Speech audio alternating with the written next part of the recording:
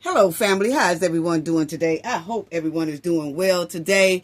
What's up to the Georgia people, Fulton County?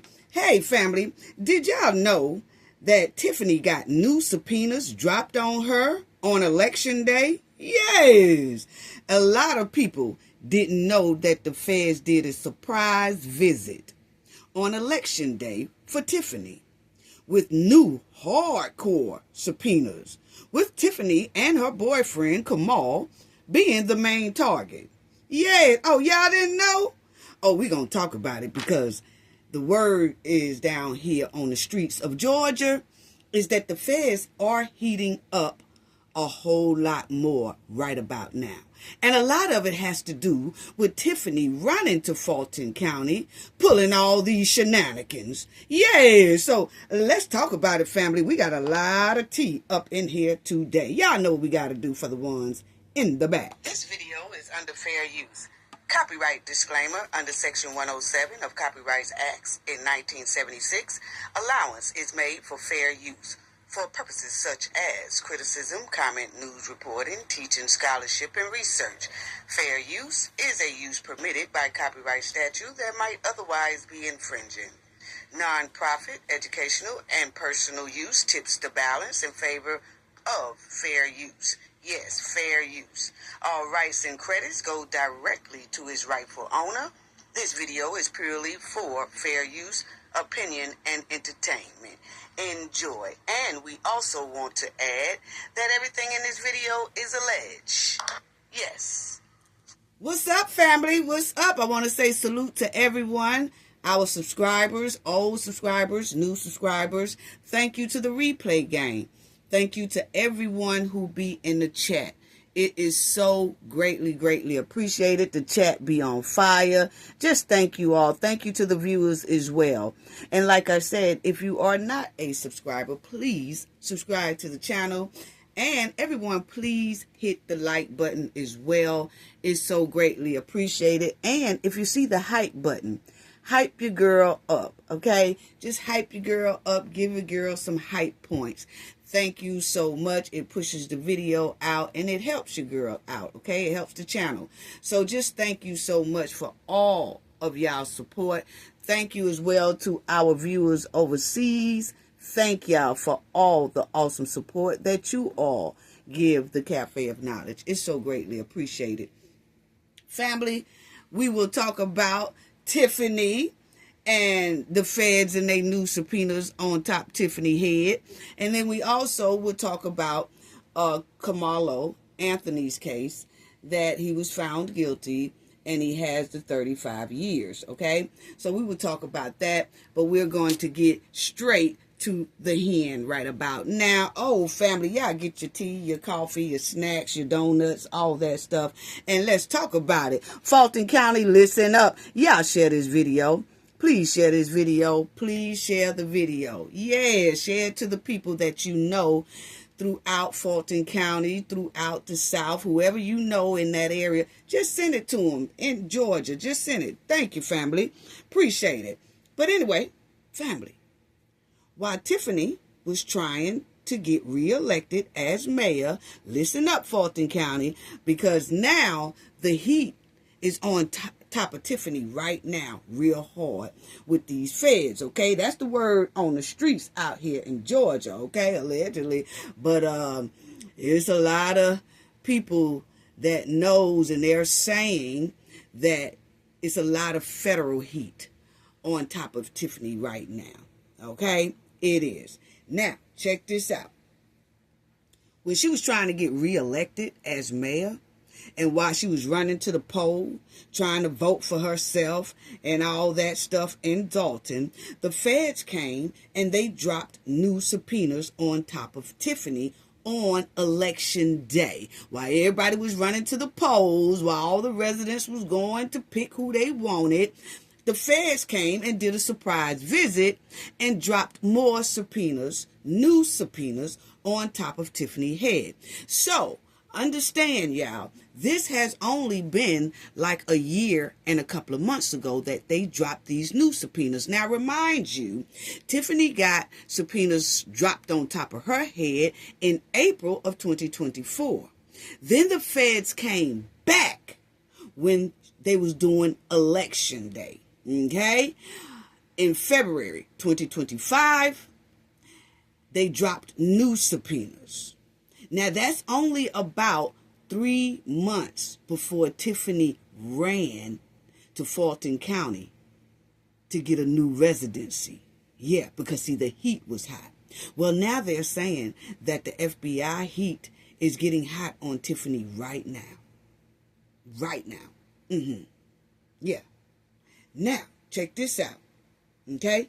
Because when they came and dropped those new subpoenas, Fulton County, listen up and share this video. Yes. Now, while Tiffany was at the polls voting for herself and losing by a landslide, yeah, she lost by a landslide anyway, the feds was sliding right on in with new subpoenas to make Tiffany have a double defeat in the same day. Yeah, she had a double defeat. She got defeated in the polls, and then she got defeated by new federal subpoenas. Yes. Now, check this out. When she got those new subpoenas, remind y'all, months prior, Tiffany and Karmelo running back and forth to Georgia trying to find residency. See, that shook Tiffany up because on election day, she got those new subpoenas dropped on them, okay, in the village of Dolton. And they was asking for more information about her boyfriend, Karmelo, and some property. Yes. Yes. So, see, that's why when they was in front of the board and Karmelo had his right hands up and he was saying, oh, we was back and forth looking for residency. Yes, I guess so, because new subpoenas had been just dropped on top of their head with Karmelo's name on them as well. Yes. So, family, the word out here on Georgia streets is that the feds are watching Tiffany and Karmelo. And it's real hot right about now. And especially because Tiffany ran to Fulton County with new shenanigans and trying to put on a new clown show for everybody in Fulton County. And it didn't do nothing but draw more federal heat and eyes. But see, she thought she was being smart. But actually, it was a bad move. I don't know why Tiffany couldn't just go to Georgia and sit down. No. She had to go to Georgia and try to get back into a political spot that she's already got subpoenas on top of her head for one political spot, 2 political spots in Illinois. So she comes to Georgia, Fulton County, and tries to get in another political position, which didn't do nothing but draw more eyes with the feds. That's exactly what it did. She couldn't sit down. And so now the word is, it's getting hot on Tiffany. So we'll definitely see. Yeah, because Tiffany went to a spot who already had feds investigating that area. Tiffany went to Fulton County, and the feds were already in Fulton County looking at a whole lot of other things. And then Tiffany came with federal heat on her back as well and put her name in a hat for a political position, commissioner of Fulton County. And it did nothing but turn those fed eyes around in Fulton County, who was already investigating Fulton County. And here come a mud-wilding hen with federal heat on top her head, trying to join into Fulton County, while Fulton County already had feds surrounded by it. So it didn't do nothing but spark more attention to Tiffany. Not in a social media way, in a feds way. But she couldn't sit down. But I tell you this right here, family. The feds in Illinois dropped them new subpoenas on Tiffany during election time.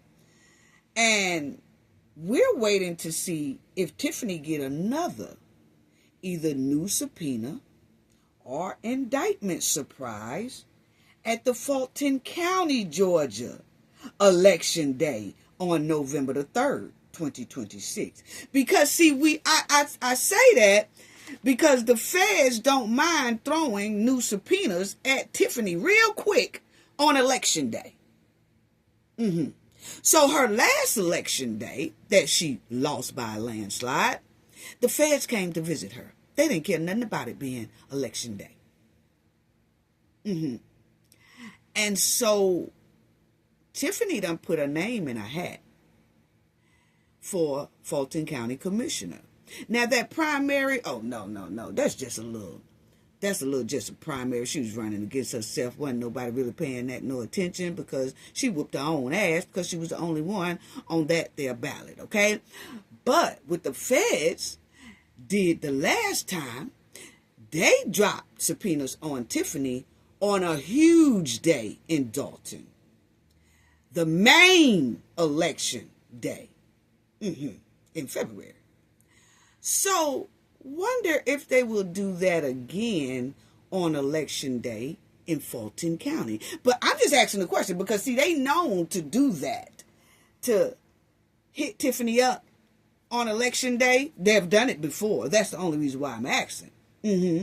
Yeah, they did it before on election day.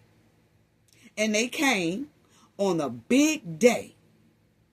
So let that sink in. Think it's a game. Yes, think it's a game. Yeah, see, that's what you get for trying to come to Fulton County with all them shenanigans, okay?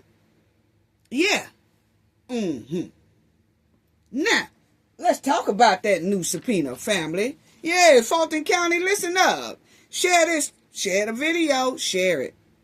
Now, when Tiffany got booted out of her mayor seat, yes, on that election day, February 2025, but remind you, she did not come out of her mayor position, okay, until May 5th, 2025. February, March, April, May. So 3 months when she moved to Fulton County, 3 months prior, she was served new subpoenas from the FBI. So she bounced and she went to Georgia. Now check this out. The feds didn't care nothing about that, about it being election day, okay? Now, the feds dropped those subpoenas on Tiffany, the first set of subpoenas, April 19th, 2024. And then when this lady here, Karmelo, started talking about Tiffany trying to stall her out, Tiffany and Kamal, Tiffany boyfriend, trying to stall her out for her restaurant, then it sparked the feds' attention again. Okay? Yeah, because how did Kamal get all these properties anyway? Yes, why Tiffany was mayor. Okay? Now, the feds requested more information about Tiffany's boyfriend, Kamal, and his communication. Right? Now, I want y'all to check out. Well, I'll get to that in a minute. But I want y'all to check out right here. It says, February 28, 2025, the FBI served a new subpoena that was dated February 25th, election day. This set demanded, Pacific licensing, code enforcement, and inspection records, as well as communications regarding the mayor's boyfriend, Kamal Woods. Okay? Yeah. And, as y'all will see right here, it says, Yes, federal agents served the village of Dolton with a grand jury subpoena dated February 25th, 2025. Okay? Remind y'all, this is only a couple of months before Tiffany ran to Fulton County. Now, another thing I want to point out to everyone is that, you remember people were saying, oh, it's been so long and they haven't done anything to Tiffany. Remind you, the feds came back and dropped new subpoenas. The new subpoenas that Tiffany got on her head is only about a year and a couple of months old. So they are investigating that as well. Not only the first set of subpoenas they dropped on Tiffany in April 2024, they came back on Tiffany's election day and they dropped new subpoenas, as you see right here. So if you look at it, it's only been a year and a couple of months since they have been digging into this. Tiffany has a lot on her back. Then she came to Fulton County and she started the shenanigans up about trying to get into a commissioner seat to get into Fulton County's bag. That really sparked more attention towards Tiffany. Not good, attention. No, not at all. It was FBI attention. FBI that's in Georgia, FBI that's in Illinois. Okay? So, if you look at it, the new subpoenas are only a year and a couple of months old. But now, the word on the street in Georgia is the heat is really heating up on Tiffany and Karmelo. Yeah, allegedly. Yeah, but check it out. So, as you see, those subpoenas was dropped on her February 25th, 2025, which was the same day Mayor Tiffany Henyard lost her re-election bid in a landslide primary. Okay? Yes. So, now that y'all seen that part right there, let's check out what was said at that time, y'all. I want y'all to check it out because this was the same time that Tiffany and Karmelo was shaking down this woman. At the time that Tiffany and Karmelo was trying to take this woman here's property back that Karmelo sold her after they seen how pretty that building was. And I'm going to show y'all how that building looked before. When Karmelo sold it to this lady here, the property that he sold to her, I'm going to show you how it looked when he sold it to her versus how it looked when she and her husband redid the property. And then that's when Tiffany and them was going to stall her out, which they did. But they tried to stall her out for them to lose that property so Tiffany and Karmelo can get it back. But I want to show y'all how the building looked when Karmelo sold it to him versus how it looked when her and her husband, because this lady name is Tiffany too, okay? Tiffany Camara or something like that. But this lady name is Tiffany too. But when her and her husband got that restaurant finished, reconstruction, rebuilt, and all that stuff, oh, Tiffany and Karmelo were going to take that back, going to shake them down. So, I want y'all to check this part out right here. Investigates has obtained copies of new subpoenas that show the investigation is widening. We've obtained a copy of the subpoena, which is dated Election Day and was hand-delivered by FBI agents to Dolton Village officials late Thursday. It targets a development in Dolton that we've previously reported on. I'm happy to announce that these two black African-American business owners, y'all give it up for them. Okay, now, y'all hear Tiffany say, oh, I'm happy to announce. The two business owners, they was breaking ground then, family, okay? They was cutting the ribbon. They was breaking it down. They had shovels in their hand. This is Tiffany's good friend at the time. Two Tiffany's. Tiffany here, Tiffany here, and then that old phoenix bird came out of Tiffany when Tiffany saw how this lady here and her husband had that building looking. And that's when that evil popped in on Tiffany, and she's like, oh no, we're going to get that building back by any means necessary. And that means stalling this woman here out for her liquor license and everything else Tiffany can stall her out for, so that this lady here can lose that building and Tiffany and Kamal take it back. Now, that sparked the feds' attention, okay? And so they was like, wait a minute now. Kamal sold her that property, sold these people that property. How did he get the property to begin with? Yeah, how did he get it? Was it even on the market for sale to the public? What was really going on? Okay? And the feds got to looking at it and checking it out. And then that's when they came with those subpoenas on election day. Okay? So, yeah. And so this is Tiffany. You can see Tiffany a little halfway here. But that was her and the other Tiffany lady. They was friends at the time. That's when they was on the ground construction site of this building to start on their rebuilding and remodeling of the place. Okay? There they go. Oh, they is happy, family. Oh, so that's when you hear Tiffany say, Tiffany got all on her social media, I'm here to announce the grand breakgrounds of this here new property that's going to be a restaurant. It's going to be nice. Yes, y'all, there's my girl Tiffany. Y'all come on out. Let's celebrate this couple for having this nice facility that they're going to bring to the community. So this is all dirt now. They hadn't rebuilt the place, okay? And so Tiffany was acting like she cared. As y'all will see, that is Kamal over here. Now, it's given that Tiffany and Kamal already had it in their plan. Yeah, Kamal gonna sell them that little property.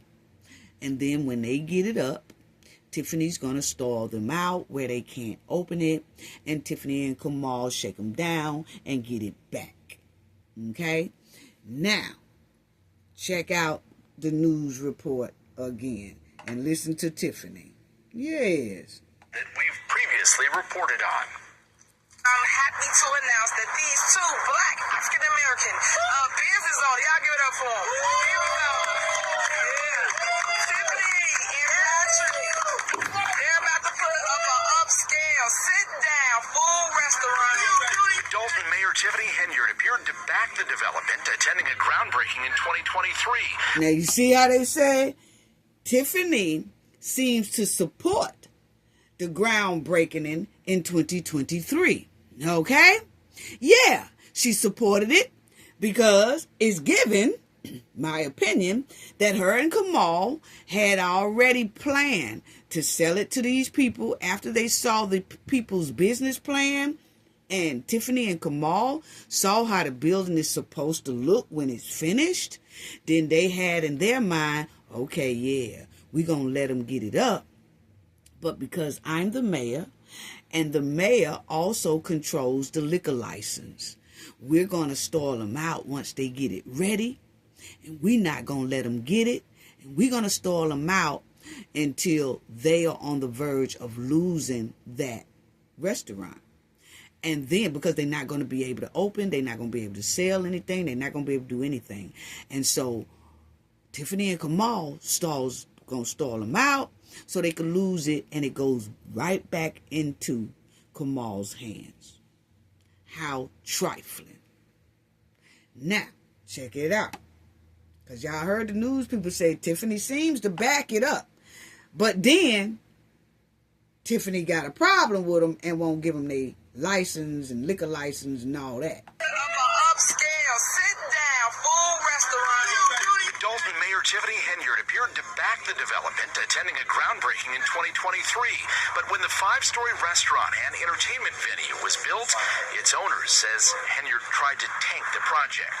She See? has destroyed lives because she's not doing her job. Tiffany Henyard told WGN Investigates Henyard's boyfriend previously owned the land and she thinks regretted selling it once he saw the building complete and the project's potential. Okay, so this Tiffany here, this restaurant owner, you hear them say that she says that she think that Karmelo regretted selling the property to her after he saw how the project looked. This is the project. This is the building. That's the restaurant. So when Karmelo saw that, then she's saying they wanted it back. No. My opinion. They already knew because they already had this here drawn on a piece of paper. Okay, before they built it. They had it drawn on a piece of paper, and Tiffany and Karmelo saw what the building was going to look like. Now, maybe Karmelo and Tiffany said, man, if it looked like this that they got on this paper, oh, we're going to snatch that back. You see what I'm saying? Now, this is how it looked when Karmelo sold it to him. Yes, share this video, family. This is how that building looked when Karmelo sold it to him. And first of all, I'm with the feds. How did Karmelo get that property? Because from my understanding, it wasn't even out there. It wasn't even for sale. It wasn't like for sale for the public where it was known that it was for sale. It's like it just was taken. Okay, allegedly. Okay, but Tiffany was the mayor, so she can make things happen, right? That's why she got federal subpoenas stacked all up top her head. Okay? And Karmelo too. So, that's how the building looked before the Camaras, the lady and her husband, redid it. So they knocked this down. Okay? And then that's when they built the restaurant on it. Big difference, isn't it, family? Yeah. Now you see why Karmelo and Tiffany stalled these people out when they got the real building done. Yes, when that came up, big difference. Big difference, ain't it, family? Yes, big difference. Yeah. Oh, now they want it back. Now they want it back. So, yeah. That's how the building looked when Karmelo sold it to them. Right there. And the Camaras turned this building into that building. Yes. Now y'all see why they were stalling them out. Check it out, family. Previously owned the land, and she tried to take the project. She has destroyed lives because she's not doing her job. Tiffany Henyard told WGN Investigates Henyard's boyfriend previously owned the land and she thinks regretted selling it once he saw the building complete and the project's potential. What do you think the delays were all about? They wanted to take over the building. It took a lawsuit and You a heard her judge's say it? order to get the Henyard administration to finally issue a needed liquor license in January. Now, 9 months after the FBI first served wide-ranging subpoenas on both South suburban governments Henyard runs, FBI agents went back to Village Hall. Their newest subpoena focuses solely on the restaurant and entertainment venue development. There it is. See, that's why the feds went back in February 2025. It's because of this right here. Because of this right here.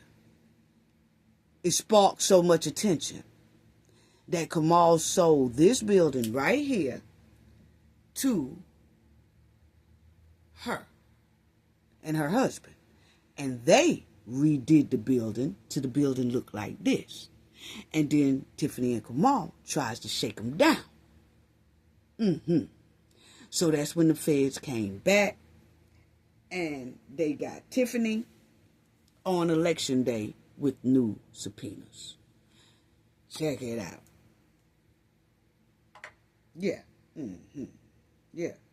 Served wide-ranging subpoenas subpoenas on both South Suburban governments Henyard runs, FBI agents went back to Village Hall. Their newest subpoena focuses solely on the restaurant and entertainment venue development. It demands inspection, code enforcement, and licensing records, and specifically seeks communication between Village of Dolton personnel, including Henyard's boyfriend, Karmelo Woods. I want some positive press for a change. You guys have told me for 4 years is do love me. So, as y'all see, have to sue. check out what this lady says now, okay? But I just wanted to show y'all that, because that's a trip. Check it out again, family. It specifically seeks communication between Village of Dolton personnel, including Henyard's boyfriend, Karmelo Woods. I want some positive press for a change. You guys have told me up for 4 years is do love me. We shouldn't have to sue the village to renew our license or to get a license. That should never happen in any village. It nearly bankrupted you. And yes, it has. She said it almost We're bankrupted still her. here. We're trying to make it happen, but yes, it really has. She said it almost bankrupted her. The way Tiffany and Karmelo was trying to stall them out after they put so much money into that building I just showed y'all. And once Tiffany and Karmelo saw how that building looked, they stalled them out for months and months. They would not let that place make any money. Tiffany was using that mayor position just like a gangster. And she was determined that her and Karmelo was going to get that building back. But then that lady that y'all see on your far right, she sued the village because she wanted to open up her business and wanted Tiffany to release them liquor license and business license and stuff like that. And that's when the feds popped up again with new subpoenas. Yeah. So, they came, and that's what they wanted. That's what the feds wanted from Tiffany and Karmelo and the village. They wanted, the subpoenas got things on it about that restaurant and that entertainment venue, inspection code, license records, communication between Dolton personnel, including Henyard's boyfriend. Yes. And the heat is on hot right now on Tiffany. Yeah, it's heating up. I said 2026 was going to heat up for Tiffany. Well, the word on them Georgia streets is that's exactly what it's doing. Yeah, So when Tiffany and Karmelo tried to stall this lady out, and they tried to debo that resident and take that property back, it caught the attention of the feds again. And they were already investigating Tiffany. So the feds came back on election day and dropped those new subpoenas on Tiffany and her boyfriend. Yes. So, Fulton County, y'all share this video. And like I said, those new subpoenas only been a year and a couple of months ago. So that's another reason why it's taking so long.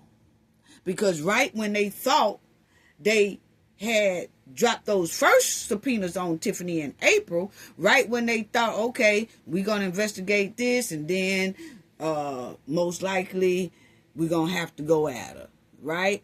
But then when that situation came up about the building in 2025, that's when the feds came back with new subpoenas. So now they got to investigate that too. And those first set of subpoenas that they dropped on Tiffany's head in April 2024 had a whole lot of stuff on it.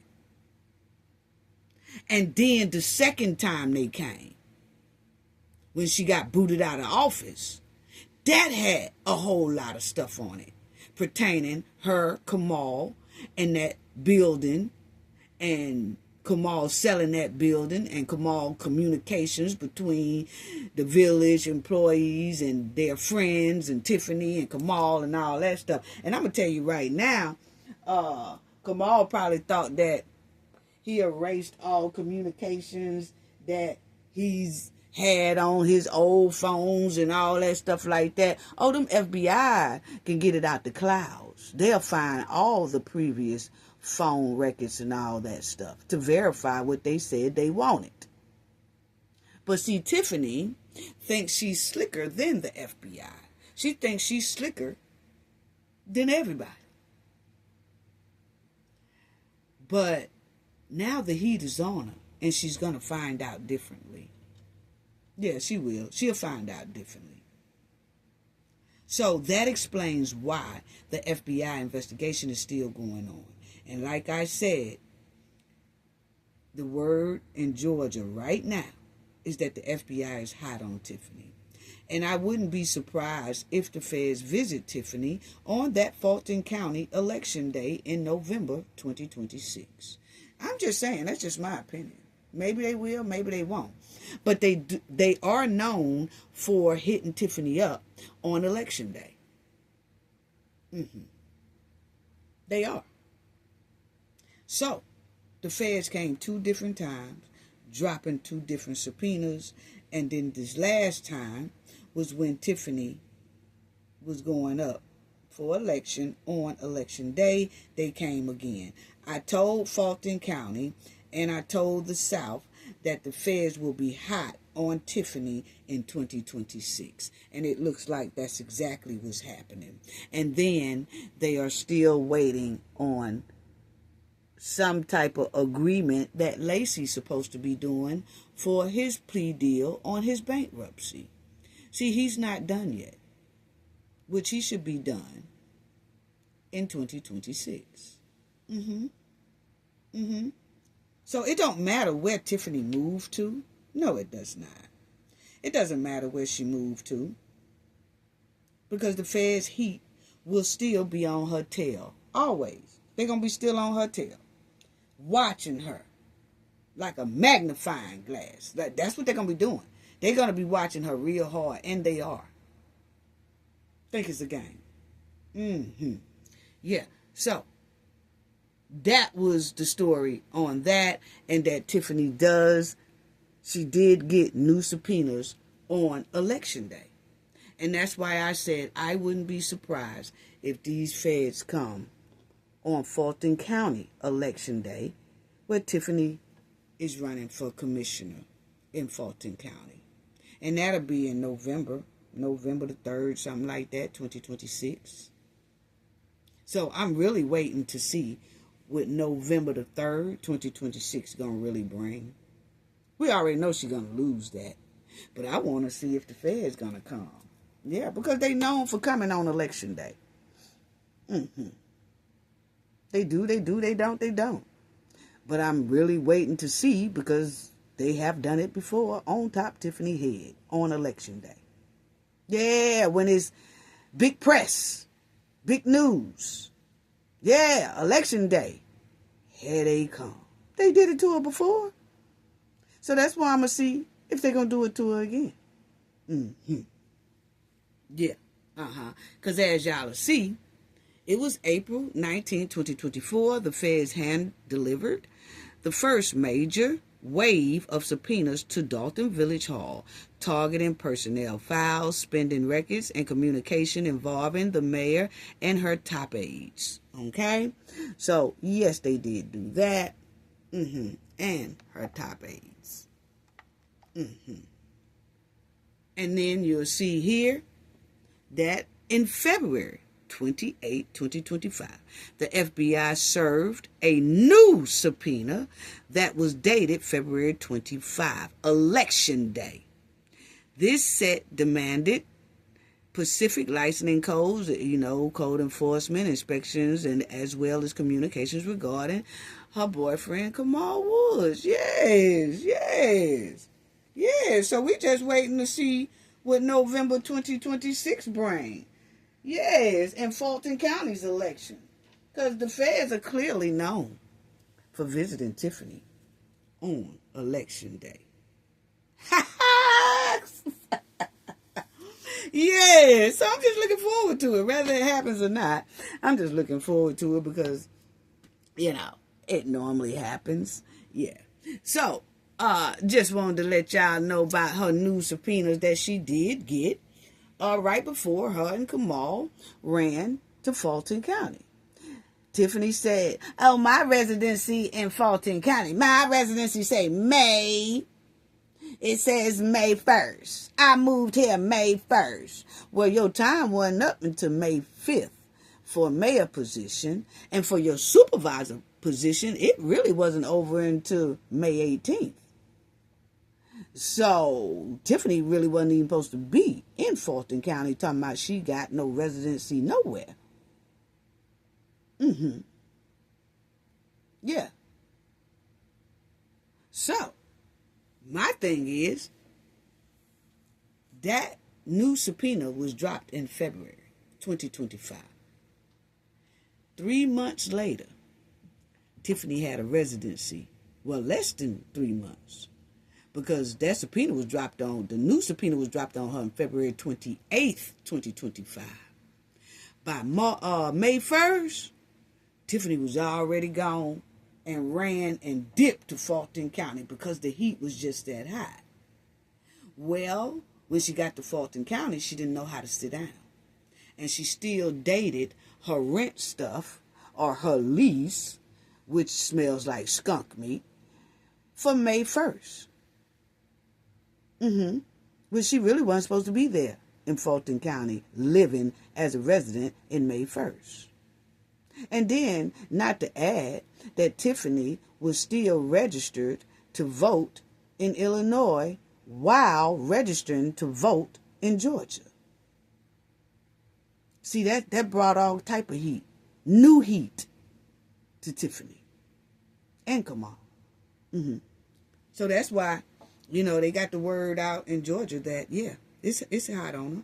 So we'll stay on the bumper. Yes, because there's no way that Tiffany's going to come to the South or Fulton County and dig her hands in our bag.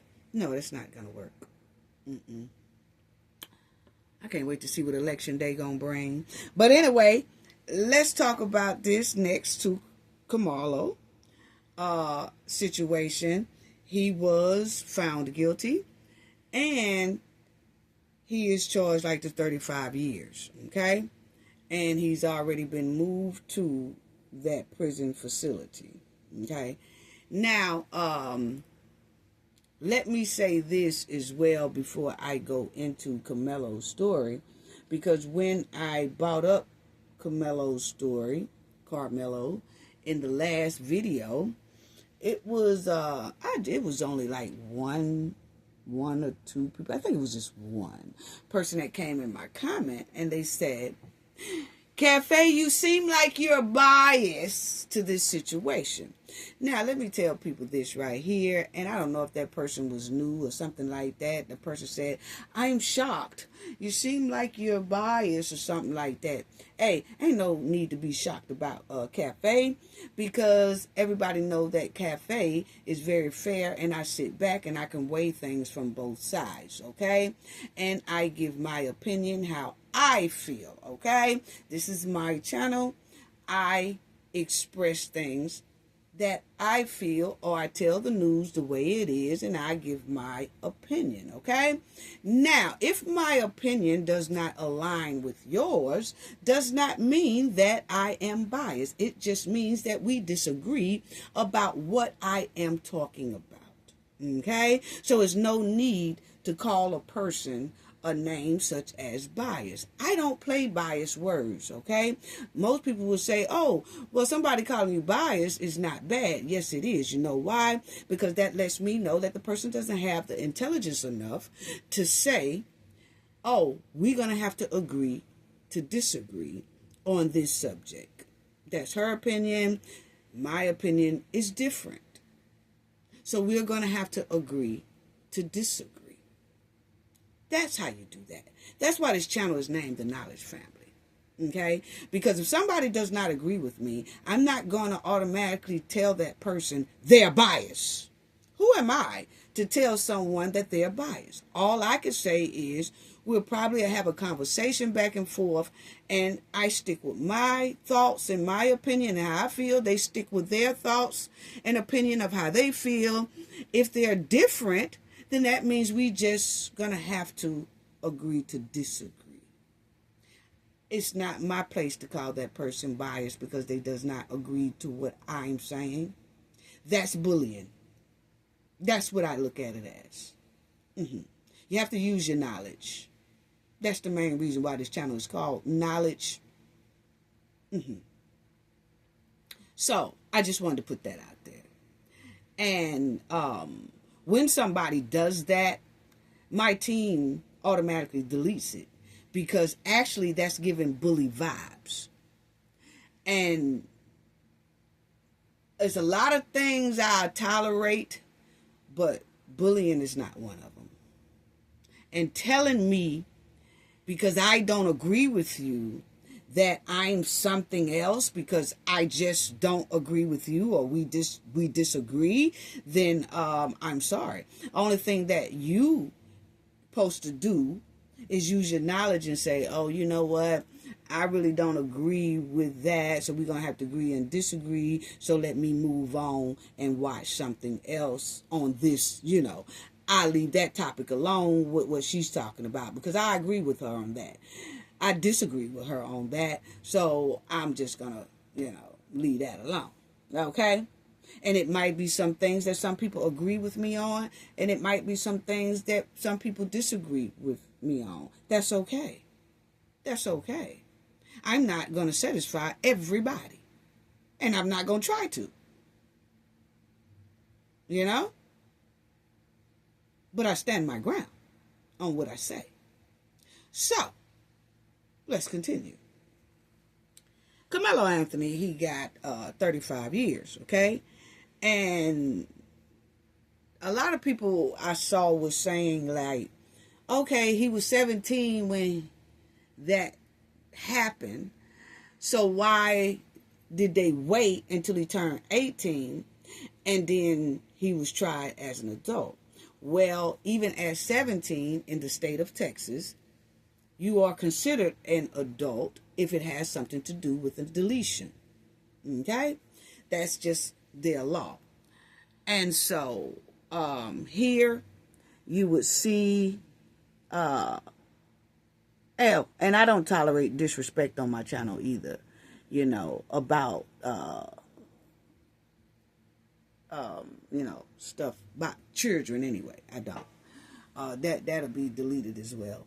But anyway, it says, yes, a 17-year-old child who commits deletion in Texas can be charged and tried as an adult. And this remains true even if the trial takes place after they turn 18. Okay? And then it says, automatic adult status for 17-year-old. Texas law, okay? Texas law legally considers 17-year-olds to be adults in the criminal justice system. If a 17-year-old is charged with a felony like deletion, their case will automatically originate in the adult criminal court system, and they will face trial as an adult. Okay? So that answers that question. Okay? Now, Karmelo Anthony, defense lawyer, rested their case Monday, June 8th. Okay? Now, the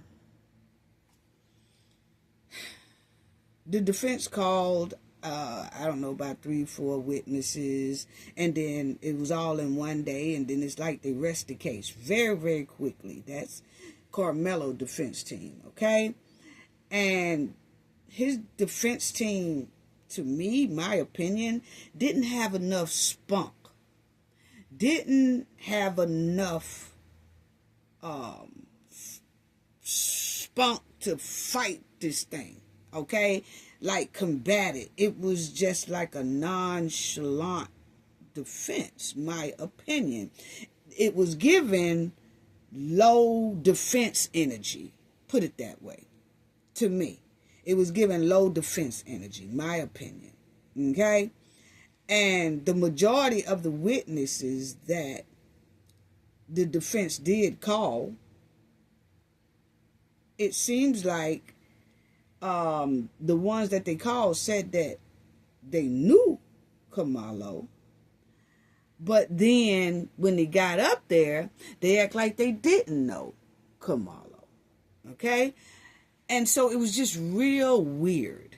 The whole trial was just weird. Okay? And in my professions, I have been in and out of court things because I have to go and do certain things, okay, involving court systems. And I've just never seen anything like this, the way this court system was ran. It was shocking, just put it that way, okay? Now, when the defense for Karmelo called in some witnesses, some children or whoever, whatever it was, it just sounded like it wasn't for Karmelo's behalf. It just didn't. And then you had most of the children that testified was testifying on the prosecution's behalf, okay? And the witnesses who the defense called basically said they didn't see anything. The only thing they saw was commotion. But then they'll say, oh, and it wasn't self-defense. Well, okay, well, if you didn't see anything, and you say you didn't see anything, all you saw is commotion, how can you say that it's not self-defense or is self-defense? Okay? That was my thing. And it was just totally baffling. It was just low defense energy to me. You know? I was wondering, how come the defense couldn't find character witnesses? Like from Baton Rouge. They say that the Karmelo family is from Baton Rouge. So I was like, okay, so the defense attorney couldn't find any character witnesses in Baton Rouge and bring them to this here place trial. They couldn't find like a choir director if they went to church, or people from their church be character witness, childhood friends, a babysitter that could be a character witness to just testify as character witnesses. I'm just asking a question because I saw none of that. I saw none of that. And for a deletion trial like this to be done within 4 days felt so rushed. So rushed. It gave negligence. Okay? Rather Karmelo is innocent or guilty or whatever, that trial was just thrown together, my opinion, and you had all white juries on the trial. Out of 600 people, you could find no black. And the blacks that you did say, you say, oh, they were school teachers or educators inside of a school system, so we don't want them on there. But then it was one lady on the jury who is an educator as well, but for a trade school. So they considered the trade school not like a regular public school. Because a regular public school has students, a trade school has students, but it's different. What? It's like, she's still an educator. Okay? So what's good for the goose is good for the gander. So if you have one lady that's on there and she's an educator, but for a trade school, you don't consider that a school. But then you have 3 black Americans or whatever that are educators as well, but for like students, then you say, no, they can't be on there. Well, then it should be no educators should be on there. You know? If that's going to be the rules. You can't say, yeah, educators could be on there, but then you make an excuse on why this educator is on there and why these educators are not on there. So it was just baffling to me to hear and see that. Okay? But I didn't see any character witnesses or anything. And I didn't see any reports that Karmelo's lawyer, the defense side, asked for any clear footage of the video to be played. I didn't see where that was forced to do. Was that video even tested for editing by expert? I didn't see that. Okay? That wasn't in court. I don't give a damn what you did on the side and all that. I'm talking about in court. I did not hear and see, and I followed it very closely, and I went through a lot of different reports from different places. You know, I didn't say, oh, well, this report, they talking bias, and then this report, they talking this. They talk like they on his side, or they talking like, I didn't do that. I didn't do that. Like I said before, I don't do that. I read everybody's, and most of them kind of lined up as they was all saying the same thing, just with different ways. You see what I'm saying?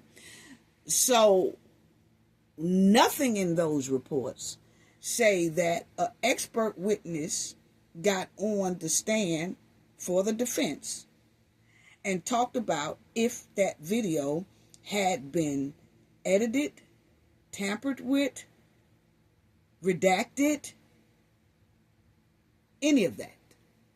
People needed that insurance as well. Okay? And it needed to be told, because a lot of people say the video was grainy, blurry, and things, and then a lot of people say that when they saw it at some place at the school, it wasn't blurry, and it, you know, you would be able to tell who is who and things like that. Well, I didn't hear the defense call any type of video expert to testify if that video had been edited, tampered with, redacted, or anything, or altered, or anything like that. I just didn't see it. Okay? All of that have to be done, you know, because that was a janky video, according to a lot of people who was in the courtroom. And then it was based out of a lot of still shots. And then you had the expert for the prosecution that was up there, even said for himself, I showed y'all what the statements were saying in the article, okay? That he even said on the prosecution side, who's supposed to have been their video expert, once he got cross-examined by the defense, the expert even said, no, he couldn't make anything out. So the expert has to tell the jury what they are looking at versus the jury being able to see what they're looking at. So now you're leading the jury to what you say is going on. So what I'm saying is, if you had an expert, the prosecution side so-called had an expert that really said they really couldn't tell what was going on either. They can only go by the motion and tell the jury. Okay? That was very suspect and crazy to me for that to even be allowed, you know? But it was. So on the defense side, I didn't see a video expert come up and tell about that video. If it was altered, if it was edited, if it was tampered with, you know? What was going on with it, you know? And that explain, if it hasn't been tampered with and things like that, explain why is it so hard for people to see, and can you just specifically go off for a grainy video like that to really tell what is going on? That's all I'm saying, you know. Let me say this as well.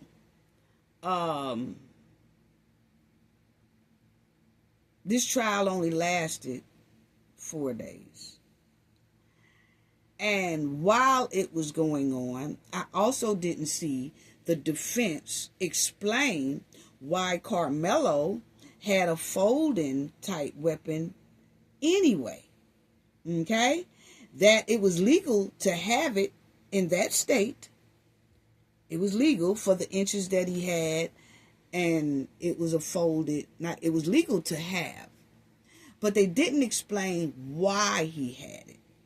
Such as, I know when my sons were in high school, they did get jobs, okay? And they would work little part-time jobs or whatever like that.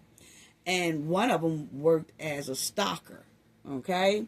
In the 11th and 12th grade, he worked like he's stocking boxes and things like that. Well, he used to have a little folding blade that was under the law for our state. You know, it was in law that he could carry that, right? But he only carried that because right after school, he goes to work, okay? And when he goes, he cuts the boxes open to stock them on the shelf. Okay? At the items that's inside of the boxes, he stocks them on the shelf. Okay? And so my thing is, I never heard the defense say why Karmelo had that. Like, right after, because Karmelo had 2 jobs, okay? He had a 3.7 grade GPA, you know, grade average, and then he had 2 jobs. So, was one of those jobs pertain that he uses a folding little knife? Some of them use box cutters on the job. They would have the clips on their belt waist, and then they'll stick the little, you know, box cutter, you know, like right inside of the hip, and then they'll pull it out, and then they'll cut the boxes open. It got like a little spongy spring on it, and then they put it back, you know, in their little holster where it goes. Well, they didn't even explain that. Like, okay, after that track meet, does he go straight to work? Or was he supposed to go straight to work on his job? I think he worked at a little pizza spot or something like that. Or one of them might not have been that. I don't know what his 2 jobs are, so I'm not going to say that. Scratch that, family. I'm not going to say where he worked at. I just know he had 2 jobs. So I'm just saying, was the folding weapon used on the job sometimes? And so right after track, you go to work, and then you start, you know, hitting those boxes, stocking the shelves up, or maybe you use it for something else at work or something like that. But I do know that they'll bring those type of things to tracks to pop out their cleats, pop out rocks out their cleats, or pop their cleats out, change the cleats and things like that. So that's what I was just saying. The defense just missed so many things to explain why Karmelo even had the knife. That didn't even pop out. That wasn't even said. Why is that? Only thing that was said is he wasn't supposed to have it. He wasn't supposed to have it. Well, no, that's not exactly true. Under the state law of Texas, that folding weapon he had is not illegal. Now, was it supposed to be on school track? It says on the school track, no weapons, no this, no that allowed, right? Well, who is to say that because you might be using that for work and you put it in your backpack, you forget sometimes that you even got it? I'm just saying. But then when something pop off, then you sparks and remember you have it. Okay? So that's all I'm just saying. But it just wasn't brought up. Point blank period, it wasn't brought up on the defense side. And I just felt that was low energy defense. That's just my opinion. Okay? And that's just a key point. That's a key point that the defense didn't bring up, is why Karmelo had it in the first place. Okay? Now, this trial took them 4 days. It felt rushed to me, my opinion. It smelled like skunk meat. That whole thing. I'm talking about they rushed and it just smelled like skunk meat. You know? And then I have to look at certain things that we're saying that the defense didn't bring up. Was the defense blocked from bringing it up by the judge? You just never know.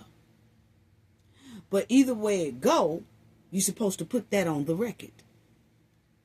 So, if the defense wanted to talk about the knife or whatever, and they was banned from doing so, that should be put on the record. Was that strike before they got to court, or before they started the trial? Say, oh no, you can't use this, you can't use that, you can't use this, you can't use that, you can't use that. Okay, if that's the case, sir, we're going to have to postpone this trial, because I'm going straight to the Supreme Court.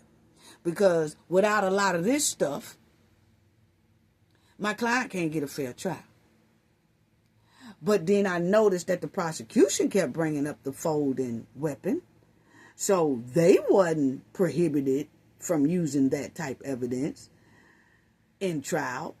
So I don't think that the defense was. This is my opinion. Okay? But then I also have to put in that you don't know if the judge blocked a lot of the defense evidence from being permitted inside of this trial. Okay? But if so, you're still supposed to say, oh no, well then we're not going to be able to do this trial here. We're going to have to go straight to the Supreme Court on this here, judge, because I don't feel that's fair. You know, because what we are going to do is make sure that my client has a fair trial regardless. So that's all I'm saying, family. And then,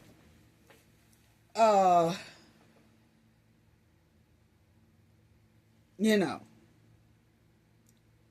we have a family that's, it's a tragedy that you got two families that's, you know, hurting. You do. You have the victim side, and then you have Karmelo's side. Okay? But the lawyer, this is Karmelo's lawyer, and I'm just saying, it was just so many things that was so low energy. It felt a little bit as, I have a strategy of doing things in court, and this is how I do things. Well, if so, then that person is not the right person for this here case. You need a fireball attorney for cases like this. You don't need a nonchalant sit back. I'm like this. I'm not a pit bull attorney. I'm not a fireball attorney. I'm just a laid back attorney, but I do criminal cases. Okay, it's like, nah, dog. You know what I'm saying? So it was just given low energy, like I said, low energy defense. You know? And I get back to that. But as you see, the jury selection began Monday, June 1st. A jury was seated Wednesday, June 3rd. Opening statements took place Thursday, June 4th. Okay? So it was like, it was a rush. It was a rush. And then for them to say their selection began June 1st, and the jury was seated Wednesday, June 3rd. Well, it is credible reports saying that it was over 600 people that they had to go through to see if they was eligible for the jury. You mean to tell me you went through 600 people in damn near one day? Because the real jury was seated on June 3rd. So that means when they started selecting the jury, that was June 1st. So they went through 600 people in one day. I mean, I'm just asking a question, because I find that very negligent. If you're really doing a thorough jury interview, 600, even 500, 400. Let's say 400. But it was said in reports about 600. But let's even say 400. Can't do that in no one day, man. You can, because they obviously did it. But it must have been quick. Everything about this was quick. Pushed, rushed. You know? And when you rush like that, it gets sloppy. My opinion. Especially when you're talking about somebody's life being in the pen for a long time. Okay? And then you say on Saturday, and then it says, okay, so then the jury was seated June 3rd. Then the opening statement took place June 4th. Okay? That was the next day. Okay? Followed by the state's first witness. Okay? Then on Saturday, June 6th, the state rests its case. So, the jury sits down June 3rd. The trial actually starts June 4th because that's when the first witness gets up there. Okay? June 4th. 2 days later, the prosecution, the state, rests their case. Okay? 2 days later. Then, Karmelo's side rests June 8th. So, actually, the trial began on the 4th, and 4 days later, everybody rests the case. 4 days later, the case is over with. In 4 days. Unbelievable.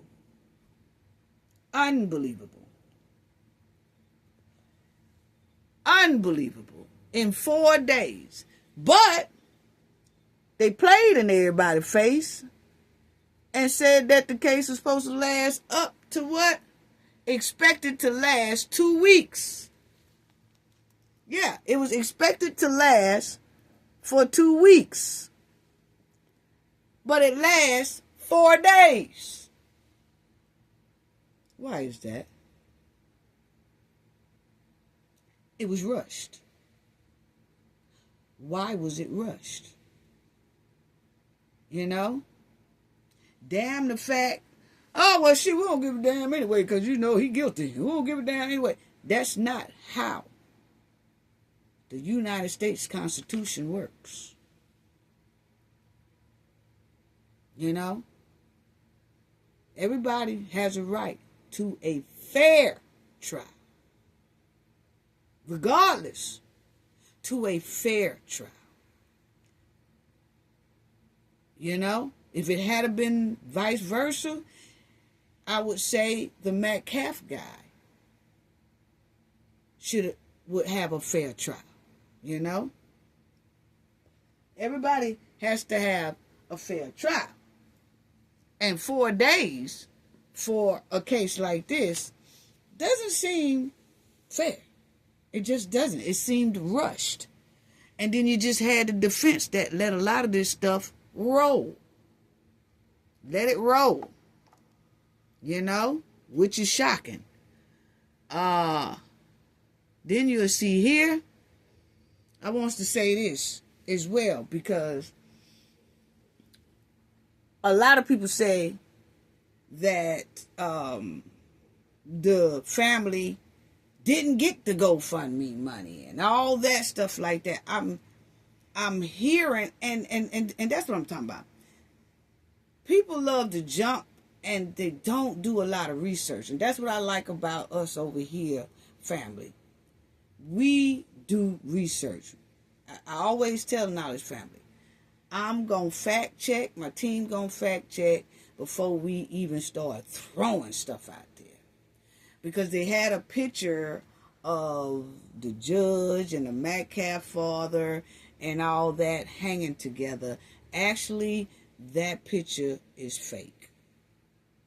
And people ran with it, rolled with it, ran with it, rolled with it. And, you just have to do research. Because behind stuff like that you can become legally responsible for shit like that.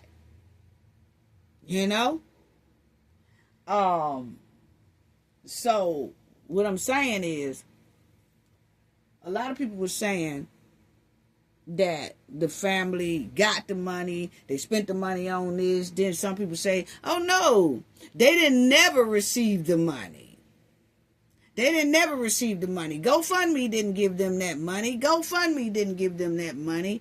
Okay, that's half true, and then it's half false. Okay? So, Knowledge Family, let me let y'all see how it really goes. Okay? Now, the family of Karmelo Anthony raised roughly $625,000 to $690,000 across crowdfunding platforms. While an initial campaign was set up on GoFundMe, the vast majority of the donations was raised through a massive campaign on GiveSendGo. Okay? On GiveSendGo. Okay? Now, check this out. So that funds was raised for his legal fees, security, relocation, basic living. Okay? Now you'll see the family handling of the money drew significant public attention, particularly when the defense team revealed at a bond hearing that the funds could not be easily accessed. Okay? Now, check out this. Okay? I want y'all to check out this so y'all would know. So it don't matter where you go, what you listen to, you know the real scoop on this. So as y'all will see, the money raised for Karmelo Anthony's family was not released through GoFundMe. The family fundraiser was hosted on GiveSendGo, which confirmed that the funds were dispersed. Okay, it was dispersed incrementally over the course of the year, starting in mid-2025 to cover legal defense and family relocation. So, they started off with GoFundMe. And then I guess it was some complaints or whatever, right? That this family raising money for someone who did a crime, right? So GoFundMe said, oh, we can't let y'all continue raising money on this platform. You have to go to another platform. So that's when the family got the platform and went to the GiveSendGo. Okay? And then the money started going into the GiveSendGo. And then they say GoFundMe refunded the people their money. As you see, GoFundMe policy. GoFundMe removed initial campaign created for Anthony's legal defense because their terms of service prohibits fundraising for the defense of individual charged with a violent crime. All donations to those pages were refunded. Okay? So, when they initially started off with the GoFundMe, then the people started complaining. Okay? And then GoFundMe told the Anthony family, hey, you can't have your money on here to collect. Okay? You can't raise money on this site. You're going to have to go somewhere else and raise money. So we're going to refund what we have so far back to the people. And then if those people want to take that money and give it to your GoSendMe or whatever, then you could do that. Okay? If they want to give it to the GiveSendGo, then they can do that. Okay? So that's what happened. Now, when they started the Give Send Go, y'all would see that the Give Send Go disbursements, Anthony family subsequently moved their campaign to Give Send Go, which raised over $630,000. Representatives from Give Send Go confirmed that this money was released. Okay? It was released in disbursements over the past year to help with legal fees and moving expenses. Okay? Now, the fundraiser, the Give Send Go, is now over with. It's closed. It says, following the Anthony's deletion conviction and 35 years sentencing, Give Send Go officially shut down the fundraising page, stating its intended pretrial purpose was complete. Okay? So meaning that in Give Send Me or Give Send Go or whatever, they had up to $630,000. That was released to them in disbursements. Okay? And then when the trial was over with, okay, and he was said guilty and they sentenced him to the 35 years, that Give Send Go closed and it's no longer there. Okay? So now the family has did an appeal, or supposed to do an appeal, and they're saying they're going to need some more fundraising for the appeal. Now, it's said that in order for them to open up another Give Send Go or another type fundraising app, they have to have an attorney do that for them. They just can't do it. They would have to get an appeals attorney. Then the appeals attorney will have to set up that fundraising app for them. And then they will be able to start receiving money for Karmelo's appeal fees. Okay? So, that's how they said that's supposed to go. But I just wanted y'all to see that, a lot of people say, oh no, the family didn't even get that money. And I never found it. Yes, they did.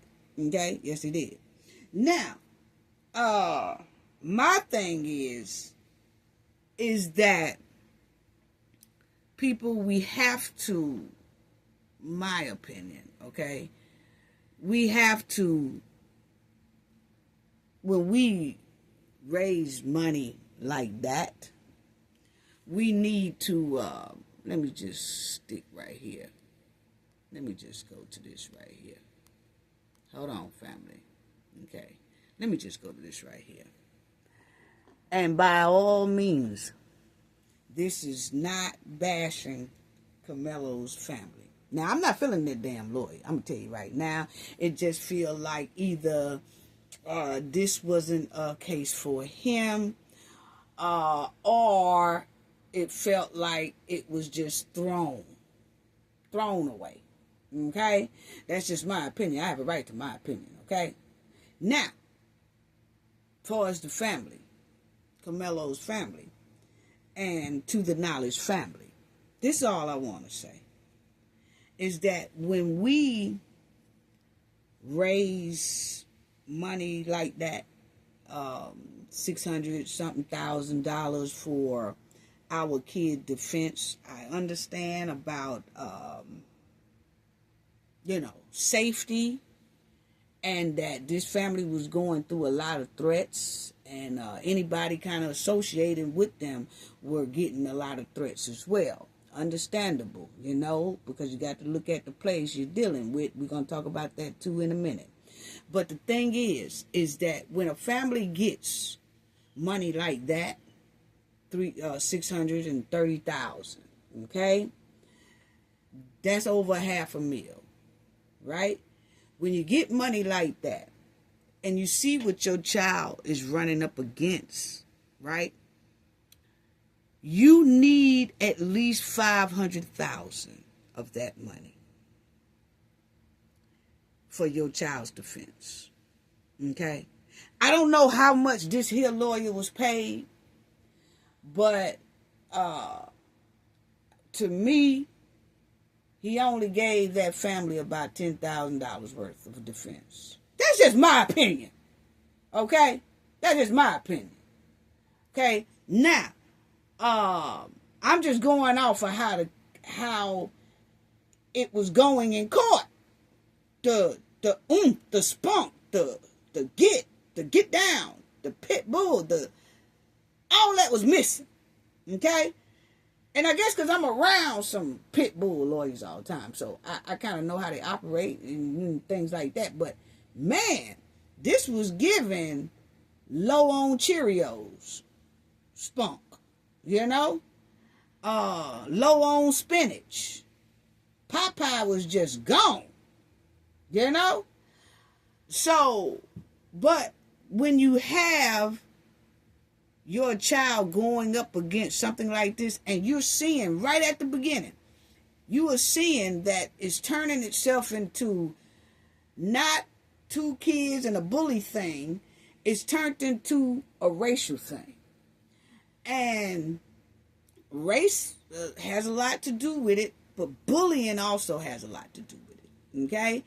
And so when you see at the beginning what you were facing and so many people doing threats on you and this, that, and this and that, then you automatically know that, man, my child gonna need some fight, because everything around him in this city or county is against him.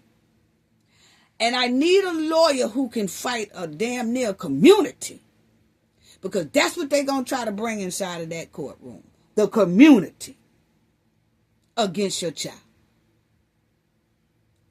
And rather win or lose. See, that's money. That $630,000 was given to us anyway. This is how, my opinion, how I look at it. That money was given to me. So I'm not really going to miss it by giving it basically all to the child, because that's who it's for. I know that I can't work because I'm being harassed. My husband can't work. He's being harassed. My other kids got to get pulled out of school because they're being harassed as well. So, hey, me and my family gonna have to go live with some relatives, bounce back and forth to undisclosed locations that we might have to downgrade our living. But at least 500,000 of this 600,000 is going to have to go on this child. That's a part of us having to sacrifice. And it was given to us out the goodness of the community heart. And it was only given to us because of this child's circumstance. So we're going to have to give at least $500,000 to a good attorney. You can't, I'm not saying like, the parent, they just didn't do nothing. No.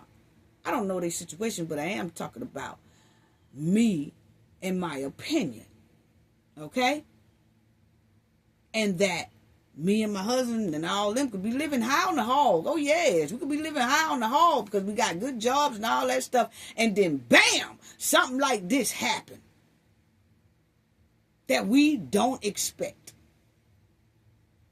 But we do know that by both jobs being lost and all that, we're going to have to downgrade our living. And 500,000 of this is going to have to go on his defense because we see what he up against. You cannot fight a case like this for $20,000. You can't fight a case like this for $50,000. No. We talking about, think of the area that they were in. You got to think about what they was going through.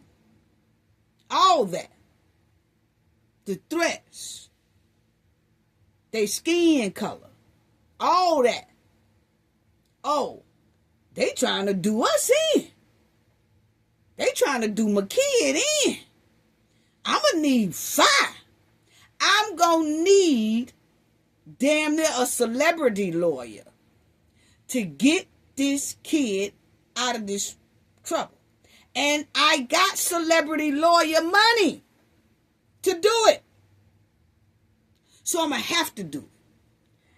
And we just going to have to eat peanut butter and jelly sandwich. This Mercedes we got, all that shit going to have to go. All of it going to have to go. And we're going to have to start living with people, family members, and hey, y'all know what we going through. If the heat get too hot living with y'all, we'll go somewhere else. Heat get too hot from there, we'll go somewhere else. Heat get too hot from there, we'll go somewhere else. But we will have to downgrade, especially to a community that kind of somewhat looks like us. Because we know we kind of safe in that area.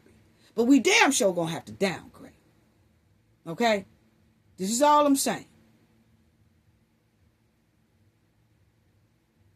And 500,000 at least got to go on this boy.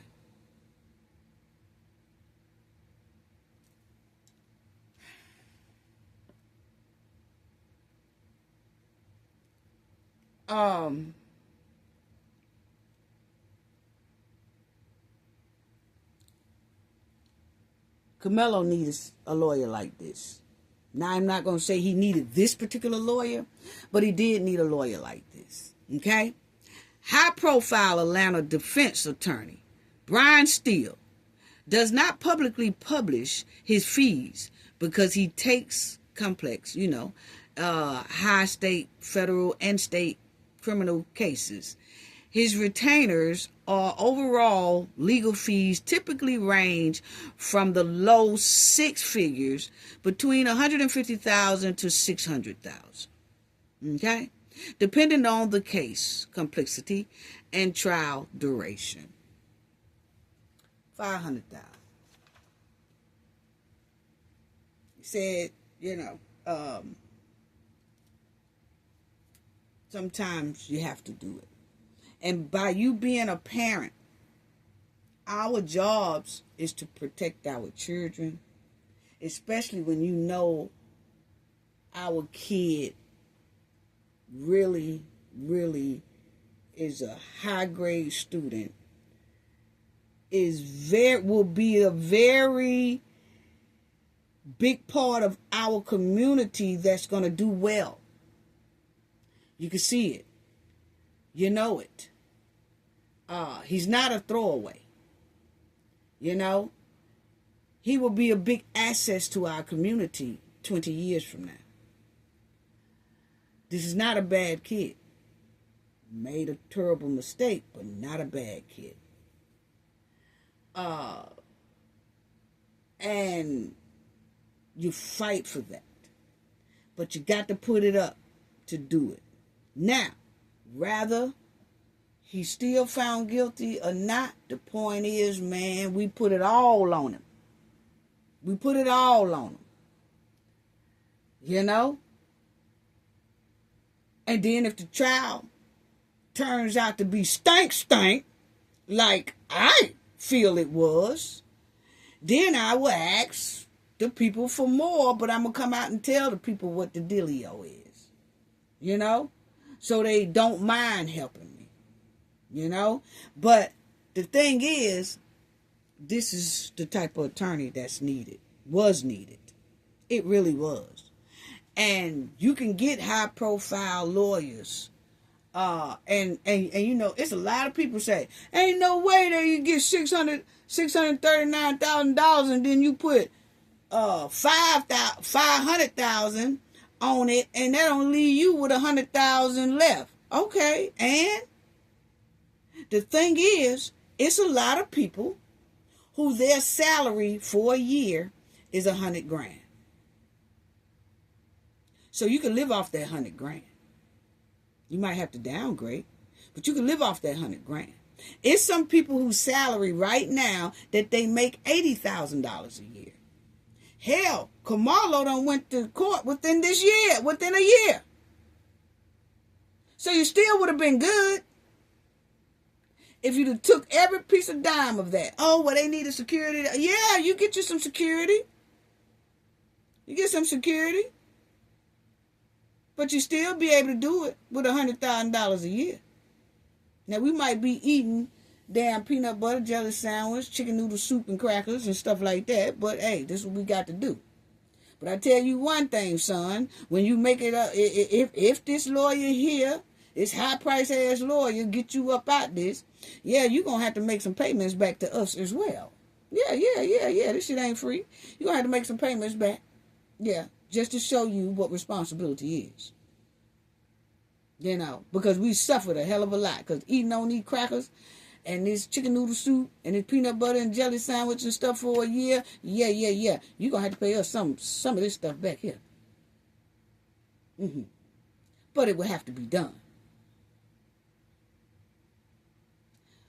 But I think this is the type of lawyer they needed from jump. It ain't got to be Brian Steele, but it's supposed to be somebody that's damn Steele just like him. Pitbull just like him. Because, see, let me tell y'all something. Brian Steele, he wasn't having that. When he smelled stank in the courtroom with the Young Thug case, you know what Young Thug did? He stopped that whole thing in the middle of the trial and went straight on down there to the U.S. Supreme Court and filed that, hey, look here, U.S. Supreme Court, this here Young Thug trial got a whole lot of stank in it. I have objected. I have did everything I can because this here thing smell like stank. It is really stink, sir, and I need for the U.S. court to step in. He did that. And then, when he saw more stank was going down, he stood up for that. And the judge said, well, if you don't tell me where you got this information from or whatever, I'm going to put you in jail. Steele said, okay, put me in jail. Only thing I ask is, put me in the same jail that my client is in so me and him can still talk about this case and I can still prepare him for this case. Do what you want to do. But what I ain't going to sit up here and let this court do is railroad my client, do some illegal stuff to my client, and I'm seeing the stank, and you think I'm not going to say nothing? Oh, nah. See, that's the type, but he got paid for doing stuff like that. And you have to pay lawyers like that.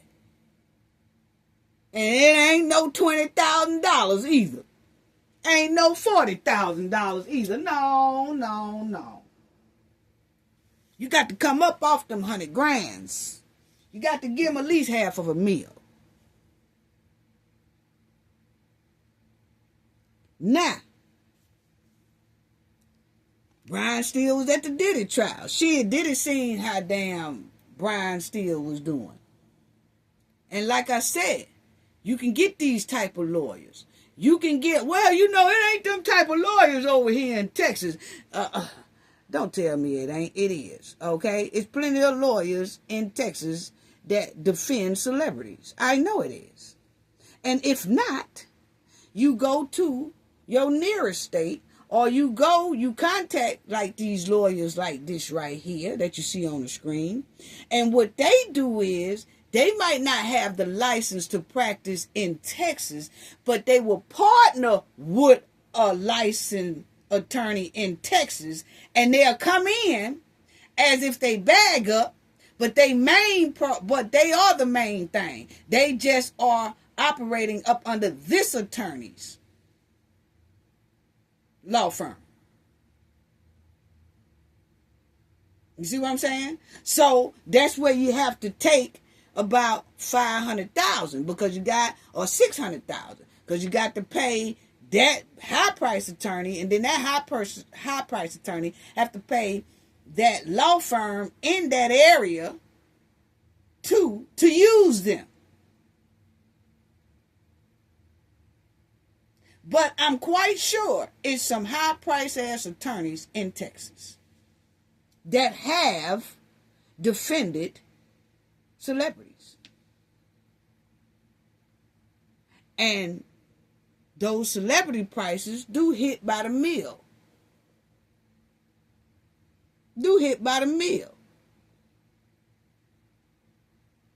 But if you get an attorney within the $500,000, $600,000 range, oh, you still got a good one, regardless.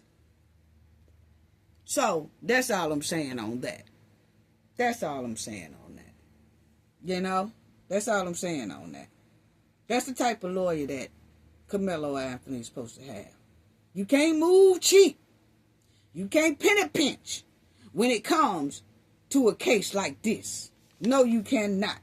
Hell no, you can't penny pinch off that. And my thing is, did that lawyer, you know, because everybody said, oh, that lawyer won nothing. Well, hey, it's not my business, but my main question is, how much did he get paid? Because if he got paid a little bit of nothing, that's exactly what he gonna give you, a little bit of nothing. Exactly. He gonna give you a nothing burger. Or she gonna give you a nothing burger. That's all I'm saying. You know? But everybody see these $600,000, $500,000, and they automatically, ooh, that's money. We're gonna move, and we're gonna do this, and we're gonna do that. See, you're thinking about trying to get out of this place and that place. Well, hell, by the time you do all that, your defense money low as hell. Now you gotta get a lawyer on that low as hell money, which is going to give you low as hell performance inside of that courtroom. That's all I'm saying.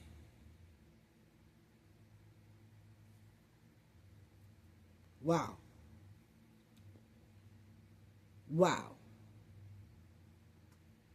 You got to get a stellar defense. Now, I don't know what this appeal lawyer would be and things like that. You know what I'm saying? But I'm just telling people how to think when stuff like this hit.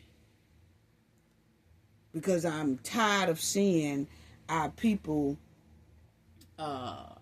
getting poor representation with high-profile cases. Wow. I do want to say that here, it couldn't have been mine. It couldn't have been mine. Because everything I just told y'all is exactly how I would roll. You know. It's just, that's why I was speaking for myself, you know. But right here, it says, yes, the defense can reject or challenge a racially biased jury section if a court selects a jury composed entirely of one ethnic group due to international discrimination. The defense can object and appeal the decision all the way to the U.S. Supreme Court. See, that's what would have happened. That's what would have happened. With a pit bull lawyer, it's no way that me, even if people have to understand, you pay the goddamn lawyer, okay? Y'all pay the lawyer or your attorney. If you feel like something ain't right, you got the right to say that and tell them, hey, look here, I need you to do this. So as soon as it was an all-white jury, that shouldn't have fly at all. And the parents probably did raise hell like, hey man, what you doing? Why you allowing this? Oh, well, you know, they said that the reason why they struck all the black people or whatever was because they educators and they, okay, well then we need to go extra time. Ask them for extra time and we bring in some more people. But it needs to be at least one black soul on this here jury. Oh, no, we ain't gonna be able to do that. Supreme Court, here we come. Y'all might as well stop all this. Y'all might as well stop this whole trial. We finna do the Supreme Court to fight just this right here. Because you got the right to do that. Well, we're gonna put your son in jail until y'all do all that. I don't give a damn. We finna do this. But what he ain't gonna do is go up against a whole white jury. No. And it's proven fact that you got some black people up in this joint that live in this here area. So we going to the Supreme Court. And you have a right to do so. But it didn't happen. That's all I'm saying. And then you got right here the legal process and protections work as follows. The Equal Protection Clause. Okay?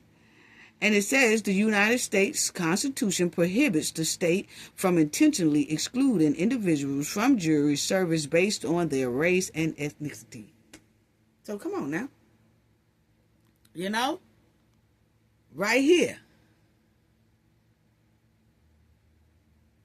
The fair use, the fair cross section rule. Under the Sixth Amendment, the pool of potential jurors must represent a fair cross-section of the community, okay? Systematically exclusion of specific ethnic groups in the jury pool is unconstitutional, okay? And it's called the Batson Law, okay? It's called that. That could have easily, I don't care what kind of excuse they made. We got to do this at the Supreme Court. Ain't no way. No, y'all not finna do this. We not finna do this. And that Batson challenge, if the prosecutors use preemptory,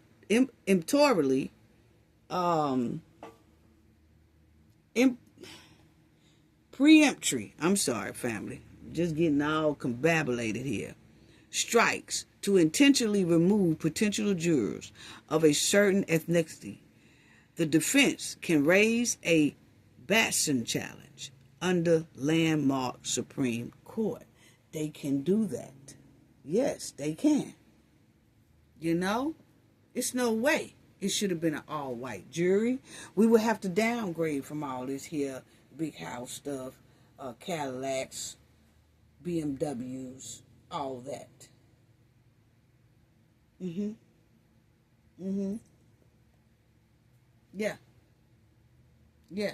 Now, like I told y'all in the last video, you have to be careful where you even reside at. You have to be careful where you pick your residency at. And you have to have your kids in mind. Just because you say, oh, I like this neighborhood. It's all other ethnic groups but us. I love it. Yes, I want to be around all other ethnic groups beside us. Okay. That's how you want to live. That's how you want to live. But you also got to think about your kid having to live there too. Because if something go down, that's who's going to judge your kid. Yeah.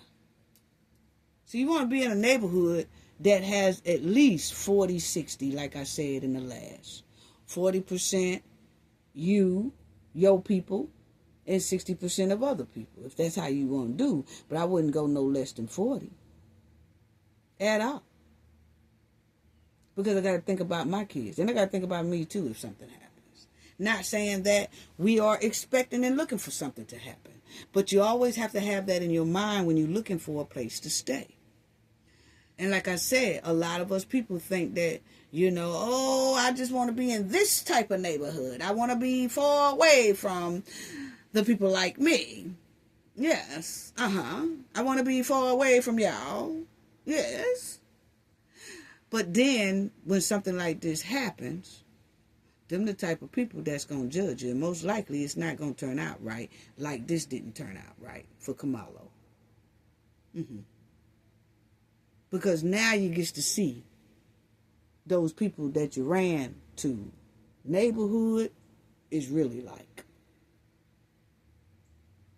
So, it has here, because it obviously showed what their neighborhood was really like, okay? Their city was really like. Because in Collin County, Texas have an estimate, in Collin County, Texas, they have an estimate of population of approximately 1.34 million, okay? Residency. As one of the fastest growing counties in the nation, its population has rapidly expanded from roughly 1.06 to that 1.34, because they said they are rapidly expanding, okay? But rapidly expanding with who? It's not Karmelo. People look like Karmelo family, because it got right here, approximately 126,000 blacks or African American residents live in Collin County, Texas, okay? These demographics makes up about 12.1% of the county's overall population. See, I couldn't stay in no spot like that. Not with no 12.1% of us. But it also shows me that 126,000 are black or African American. So it also tells me that it could have been one black on that jury. See, that's why this would go all the way to the Supreme Court. If they would have had to call every last one of these 126,000 in for a jury interview, then they would have did it, because one of these blacks was going to have to be on my son's jury. Yeah. And see, in my neighborhood, everybody know that I live here on the Gulf Coast, by the water, by the beach, all that good stuff. But I could tell you right now, I already knew, but I still looked up our city and community, but our city, and I stay in a very nice area.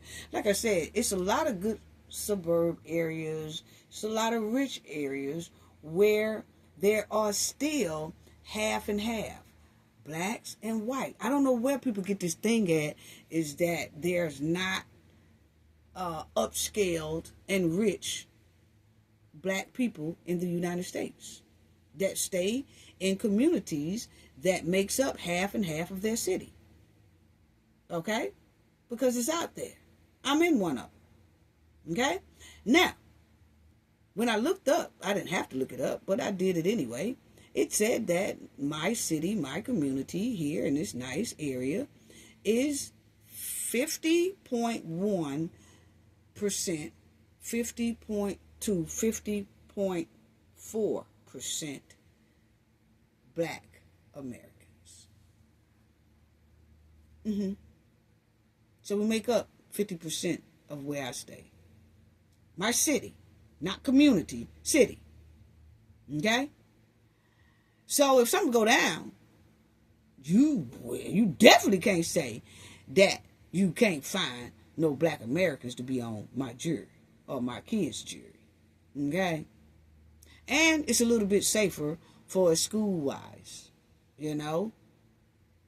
And we don't feel that racial tension like that, the way I see that's in the area where Karmelo family was at. That's all I'm saying. That's all I'm saying. And I just want to give a shout out to the Black Panthers, because they was out there trying to make sure that our people who was outside of the courthouse was okay, and it wasn't a whole lot of mess, going on or whatever like that. And I noticed that we have a YouTuber. Her name is Neek at Night. Very good content creator. Very, very good. She does trials. She went to the Diddy trial. She does so many trials. She does an awesome job at her reporting. But when she got to this here Karmelo's trial, she was being bullied by white people, because that's the type of area that is. She was being bullied because, they wasn't letting cameras in the courtroom. They wasn't letting audio in the courtroom. I mean, everything was so sealed and closed and all that stuff. And so she was able to go in, her and a couple of more other Black content creators was able to get inside of the courtroom if they get there early enough, because it's like first come, first serve and things like that. And she was able to get there early enough to come out and report her take on what was happening inside of the courtroom, versus everybody just have to listen to one specific outlet, okay, that probably would tell the story only to favor one side. You want to give a take that's going to give another side of the take, so it gives people an opportunity to listen to different sides of what was going on inside of the courtroom. But she did very well as she was reporting on her story. But as she was reporting on her story, of course, that's an area that really wasn't feeling her being there, wasn't feeling her reporting on things that was said and things like that inside of the courtroom. And so she started to be bullied. And then the Black Panthers had to come to stand around her to make sure nothing happens to her. So my thing is, if you have a YouTuber named Neek at Night that comes to do a report, she's a journalist, okay? This is what she do. This is what she does. And for her to be bullied and intimidated and stuff by people who don't want her to report the story, and it's coming from people of another ethnic group, then I have to say once again, Karmelo ain't have a chance. I'm just saying. I'm being honest. Neek don't do nothing to nobody. But she was crying. She was going through pure D mess. And I wasn't going to put her crying up here because I don't feel that was necessary to do.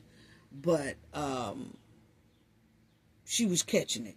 Put it that way. She was catching it. Then she had to get, people watching out for her security and things like that. It was just that bad. It was just that bad. And I'm like, this is the area that Karmelo stayed in? I can imagine what he was going through in school, and I can imagine what others like him is going through in school. So, but my thing is, shout out to the Black Panthers for being there, and watching out for their people. Salute to these brothers, These are part of the real Black Panthers, okay? Not that fake stuff, but I'm just saying. So I just tell people, too, don't be discouraged at the verdict of Karmelo Anthony. Don't get discouraged at all over the verdict. Don't lose confidence as a community, because my opinion, it was a weak defense. It wasn't a defeat. It was a weak defense. Okay? And I hear people, he deserved what he got and he da. Okay, people have their opinion, right? But what I'm saying is, we can all see that was a weak defense. A weak defense is not a defeat. Not at all. Okay? And having an all-white jury is not a loss, and it's not a defeat. That's unconstitutional. Yes, it is.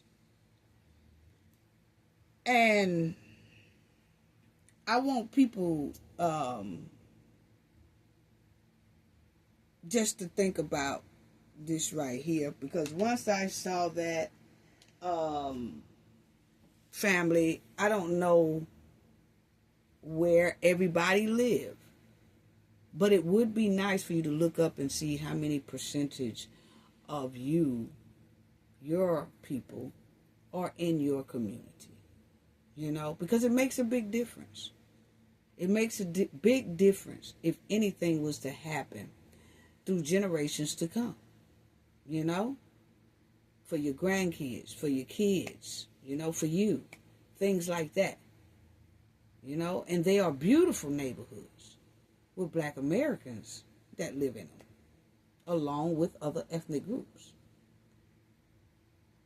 Yeah.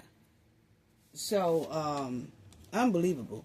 But I do want to say this about those protesters and everybody was out there. It's time to stop arguing and screaming and yelling and hooping and hollering outside of a courtroom, family. We done been bypassed this kind of stuff like this. And a lot of this stuff here was a lot of paid protesters that started mess, trying to get some stuff sparked up and all that type of stuff. We have different technology now where we don't even have to do all this type of stuff right here. And one more thing, please women, please Black American women, please stop wearing these doggone bonnets all over the place, outside, all in the public and carrying on. I thought we put that stuff down. Wear it to bed and please pull it off. Put your hair in a ponytail or something. Throw some mousse or something on it, on your hair, and step out. Y'all stop that. Anyway, it's just time to stop all this yelling, screaming, and all that stuff outside the courthouse in 90-degree weather, 20-degree weather, and start utilizing that energy with your knowledge, man. And start taking these cases to the U.S. Supreme Court when we smell stink. From the jump. When we see injustice from the jump, it's time to go to the U.S. Supreme Court. This stuff right here y'all see on the screen, that ain't helping Karmelo at all. You know how it help? Hitting the Supreme Court. That's how you help support. That's how you stop cases from being done unjustly. That's how you do that. Use the energy that you're putting outside of these courthouses doing all this hooping, hollering, and screaming and stuff, and start putting that energy into the U.S. Supreme Court. Like the family need to push at the U.S. Supreme Court. And that way, if every family who is being unjustly done inside of these court proceedings can go to the U.S. Supreme Court, it'll stop a lot of this. And eventually, we can push for new laws, But it's going to take that family to go to the Supreme Court and then make sure that their case is being heard, for unjust behavior in the court system. Every time we smell stink inside of the court system that us or our loved ones are going through, you supposed to hit that Supreme Court. That's how you stop stuff like this. Not by standing out there in 90-degree heat or 20-degree weather, just talking, yelling, fussing, clowning. And then, when it's all over with, ain't a damn thing been changed. And then you wait on something else to happen to do the same thing again. That's a waste of energy. When everybody's energy could be focused on going to the Supreme Court with the family who is being done unjustly. But it would take the family to do that. And that's how you can continue doing that, and you can continue to push for better laws. And we have to be dedicated to taking unjust cases like this to the Supreme Court. Quick! Even to Washington Congress. Quick! You know? When people are picking jury and picking alternate jurors, but they excluding Black Americans. And including every other ethnic group but Black Americans. No. That's unconstitutional. We're going to stop that right there and start hitting the Supreme Court. And if the lawyer don't want to do it, well, hey, look here. You're going to have to do something, or I'm going to have to put in some type of complaint against you for malpractice. You ain't doing your damn job. For real. I'm going to put a complaint to the bar. We finna do something. But what you ain't finna do is sit up here and allow this. And you tell this judge, we finna take it to the Supreme Court. Right now. They might as well postpone this shit here they got going on. And we finna go to the Supreme Court. Or else they get some more of those 126,000 black folks they say they got in this community, and you bring their ass up here in this courtroom and you interview them and you make sure one of them get on this here jury. Other than that, it's a no-go. It's a no-go. So when we see stank in a trial, at the beginning of the trial, while it's being prepared for trial, doing a trial, you instantly stop it and hit that U.S. Supreme Court with no hesitation. Brian Steele did it. Brian Steele showed America how it go. Young Thug lawyer showed everybody how it go. Oh no, we're not finna continue this. We finna halt this. I'm finna go to the Supreme Court and tell them about what's going on here. He did that.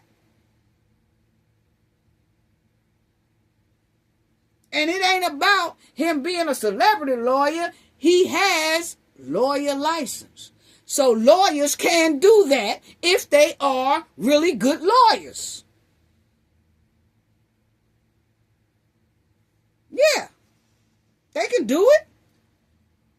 Yeah. It's just a matter if they want to do it. Because violating your constitutional rights, that ain't it. That's a no-go. So this is how it can be pushed and changed for laws. You make national attention about that injustice within that legal system and that court system. Push for a Karmelo Anthony law. This is for his family. Push for that law up there at the Supreme Court. Push for a Karmelo Anthony law, a Karmelo law, whatever. Is that a jury must have at least one or two people, two Black Americans on a jury. All this one ethnic group stuff. Oh, no. I ain't never seen no all black jury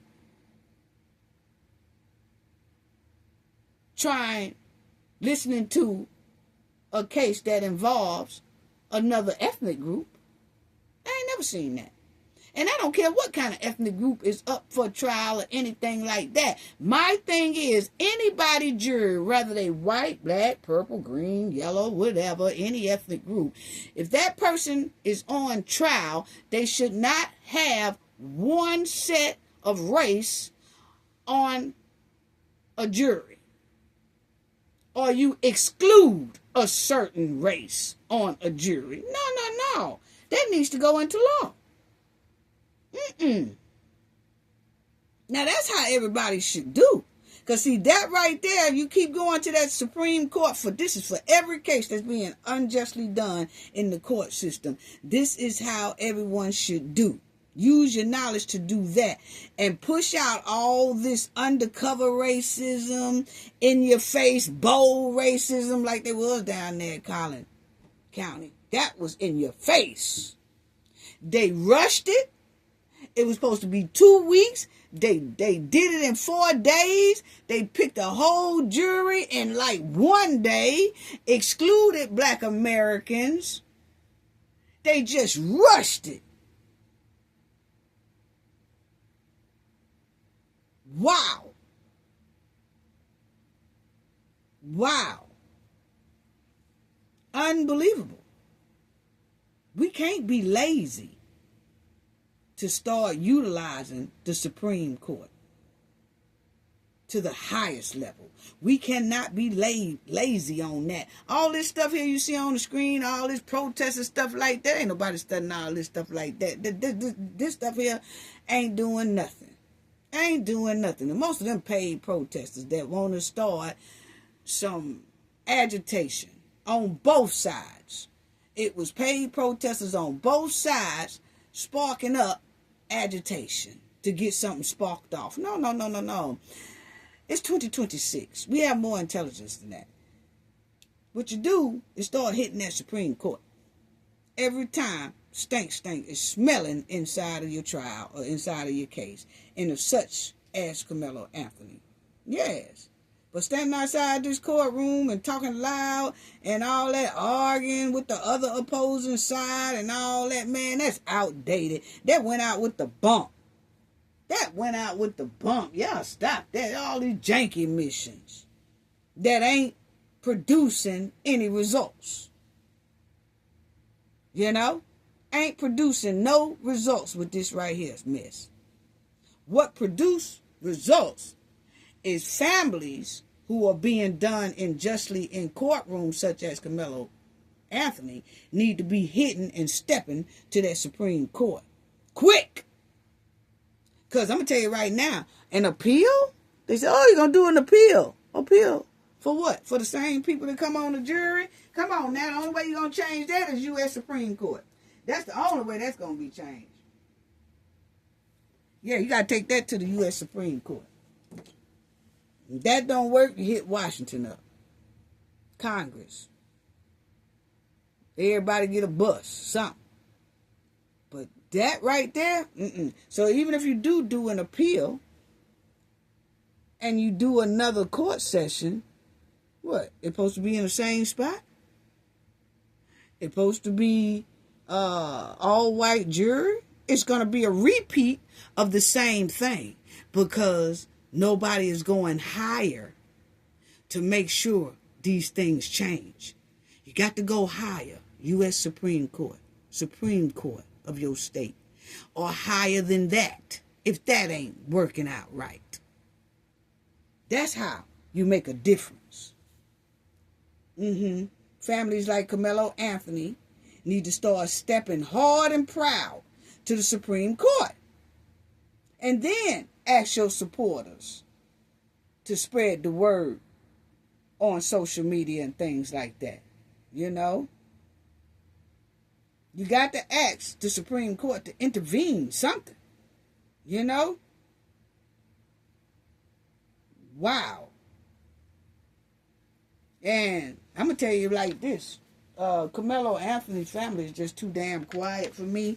And I understand what's going on and all that stuff like that. But let me tell you something. It was just like what we were saying about on Shanquilla's side and stuff, you know. It's just that when the public give you $600 and something thousand and something like this, that he was guilty and he got to do 35 years. We know they're supposed to do an appeal if they haven't already. But the thing is, the public needs to know what you're planning on doing. What is the next step you want to do? What's the next step you want us to do? And I ain't talking about no damn post. Y'all just putting up a post saying, oh, we going to open up another thing and this is how y'all can help us. No. Need to hear from you. And I know it's hard, but at a time like this, you got to get yourself together just for about 15 minutes to tell the world how you feel, what's going on, unjust, if you feel it's unjust, you know, or is you going to rock harder, or you just going to go with what the decision is. People need to know that out here. And I tell people that all the time. When you get a massive amount of donation from the public like that, you're supposed to come back to the public and tell the public what you're planning on, what you're doing. And, oh, yeah, well, you know, he just got convicted and it's hard. They can't talk. Oh, this the time you got to suck it up and talk and let your feelings out. The world needs to hear it. The world needs to see it. The whole world needs to know what the hell was going on down there in Collin County. And then what are y'all going to do? What steps y'all are going to take from here forward to help that boy inside of that prison. That's all I'm saying. Yeah. You know, because when you be quiet too long, then the case will get quiet. And once it gets quiet, it's hard as hell to get it sparked back up again. It really is. That's all I'm saying. So we just need the family to be a little bit more louder about their son's verdict and everything. And if the mother can't handle it, the father need to step up and handle it. Somebody need to step up and handle it. That's all I'm saying. That's my opinion. You know? So, like I always say, without the family stomping and talking loud, it's not really much that we really can say. And I always say that all the time. You got supporters who are louder than the family. Well, if you louder than the family, how do you know what the families really want? You know, how do you know that? You know, you can assume, but how do you really know that? We haven't heard the family say anything.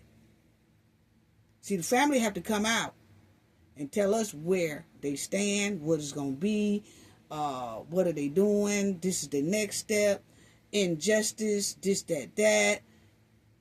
That's how it have to be. And then the public gets on that and they take it, you know, they take it from there.